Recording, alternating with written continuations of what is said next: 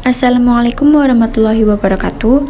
Kami dari kelompok 2 akan mempresentasikan mengenai pembagian ulumul hadis serta cabangnya. Mata kuliah ulumul hadis yang diampu oleh Ibu Arini Rufaida MHI. Sebelum kami mulai presentasi kali ini, izinkan saya untuk memperkenalkan diri saya serta memperkenalkan anggota kelompok saya. Perkenalkan, nama saya Kandi Resti Audina sebagai moderator, dan anggota kelompok saya ada Anissa Febriana, Nadiatul Ulah, Desmita Ria Safitri, Haliza Nur, Yusuf Sudiarto, Safril Kurniawan, serta Ramlan Maulidi. Jadi di sini ada sebuah peta konsep, di mana peta konsep ini akan menjadi gambaran kita untuk menemukan apa saja yang akan kita pelajari pada presentasi kali ini. Jadi, mata kuliah kita kali ini adalah ulumul hadis, yang akan membahas ilmu hadis riwayah dan ilmu hadis dirayah. Ilmu hadis riwayah akan mempelajari periwayatan hadis yang meliputi riwayatu bi al-lafzi dan riwayatu bil makna. Hadis dirayah akan mempelajari cabang ulumul hadis yang meliputi ilmu hadis yang berkaitan dengan sanad dan rawi, serta ilmu hadis yang berkaitan dengan makna.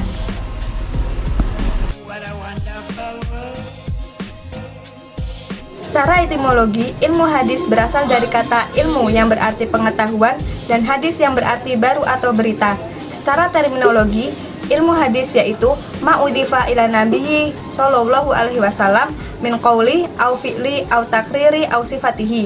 Ilmu hadis yaitu ilmu pengetahuan yang didasarkan kepada Nabi Muhammad sallallahu alaihi wasallam berupa perkataan, perbuatan, ketetapan atau sifat Nabi.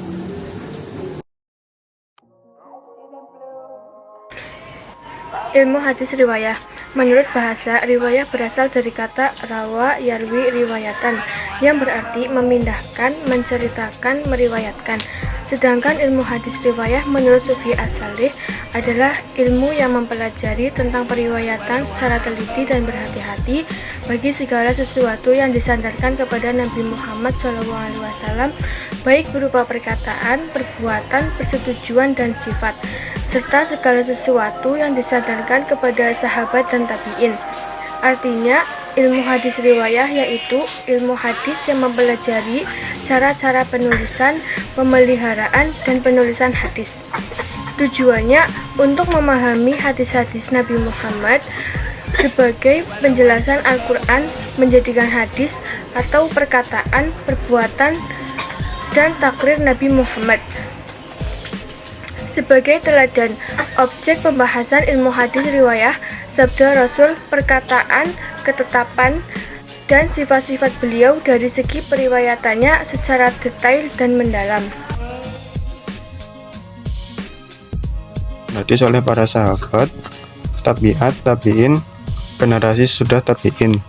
Dilakukan dengan dua cara. Yang pertama secara lafal, riwayatu al-lafzi, meriwayatkan sesuai dengan lafal yang mereka terima dari Nabi Muhammad SAW, dan mereka juga hafal apa yang dilafalkan, diucapkan oleh Nabi Muhammad SAW.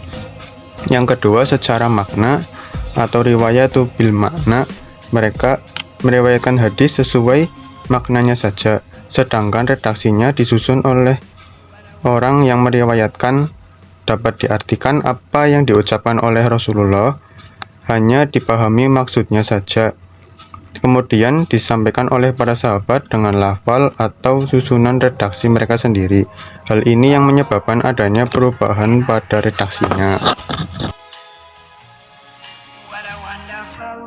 Contoh hadis yang menggunakan lafaz itu terbagi menjadi tiga. Yang pertama, saya mendengar Rasulullah SAW, yaitu sami'tu Rasulullah SAW. Yang kedua, menceritakan kepada Rasulullah, haddatsani Rasulullah SAW. Yang ketiga, saya melihat Rasulullah, ra'aitu Rasulullah SAW. Contoh hadis bil makna. Ada seorang wanita dengan datang menghadap Nabi Muhammad SAW yang bermaksud menyerahkan dirinya untuk dikawinkan. Tiba-tiba ada seorang laki-laki berkata, "Ya Rasulullah, nikahkanlah wanita tersebut kepadaku." Sedangkan laki-laki tersebut tidak memiliki sesuatu untuk dijadikan sebagai maharnya selain dia hafal sebagian ayat Al-Quran. Maka Nabi Muhammad berkata kepada laki-laki tersebut, "Aku menikahkan engkau dengan wanita tersebut dengan mahar atau mas kawin berupa mengajarkan ayat Al-Quran." Sedangkan dalam satu riwayat disebutkan, "Aku jadikan wanita tersebut milik engkau dengan mahar berupa mengajarkan ayat-ayat Al-Quran."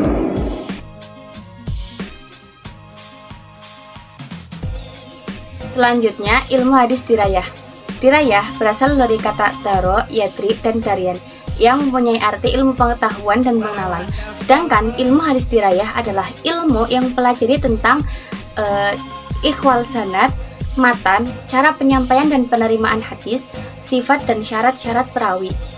Kegunaan dari ilmu hadis dirayah adalah untuk mengetahui diterima dan ditolaknya suatu hadis. Objek dari ilmu hadis dirayah yaitu untuk meneliti kelakuan dan keadaan perawi suatu hadis.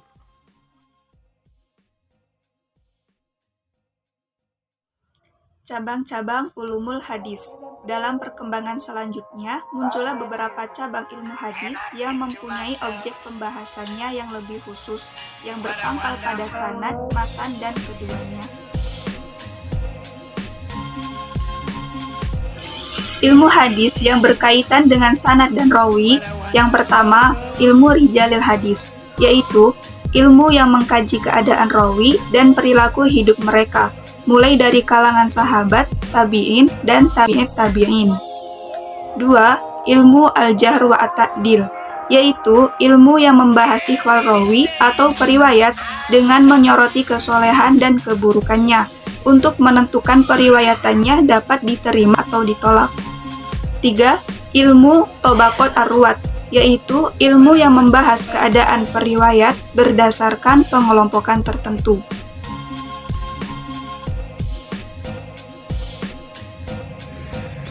Ilmu hadis yang berkaitan dengan makna. Ilmu gharib al-hadis, ilmu yang membahas masalah lafal atau kata yang terdapat dalam matan hadis yang sulit dipahami, baik karena nilai sastranya yang tinggi maupun sebab yang lain. Selanjutnya ada ilmu asbab wurud al-hadis, ilmu yang membahas latar belakang atau sebab-sebab lahirnya suatu hadis. Ada juga ilmu tawarikh al-mutun, ilmu yang mengkaji waktu terjadinya suatu hadis. Ilmu talfiq al-hadis, yaitu ilmu yang membahas cara menyelesaikan atau memadukan masalah dua hadis yang secara lahir tampak saling bertentangan. Ada juga ilmu at-tasif wa at-takhrif, ilmu yang mengkaji hadis yang telah mengalami perubahan tanda baca titik dan bentuknya. Selanjutnya ada ilmu ilail hadis, ilmu yang menerangkan sebab-sebab yang tersembunyi, tidak nyata, yang dapat mencatatkan atau yang dapat mencacatkan hadis baik dari sisi sanad ataupun matannya. Selanjutnya ada ilmu an-nasikh wa al-mansukh, ilmu yang membahas hadis-hadis yang bertentangan dan tidak dapat dikompromikan, maka penyelesaiannya dilakukan dengan cara menelusuri sejarah munculnya hadis-hadis itu. Sekian presentasi tentang pembagian ulumul hadis serta cabangnya. Apabila kami dari kelompok 2 ada kekurangan dalam menyajikan materi atau kurang jelas dalam menyampaikan materi, kami mohon maaf. Di hati teman-teman dan ibu dosen sekalian, saya mohon maaf. Saya akhiri, wassalamualaikum warahmatullahi wabarakatuh. Dan saya sebagai moderator mohon maaf apabila selama berjalannya presentasi ada kekurangan atau perkataan yang kurang berkenan di hati teman-teman dan ibu dosen sekalian. Saya mohon maaf. Saya akhiri, wassalamualaikum warahmatullahi wabarakatuh.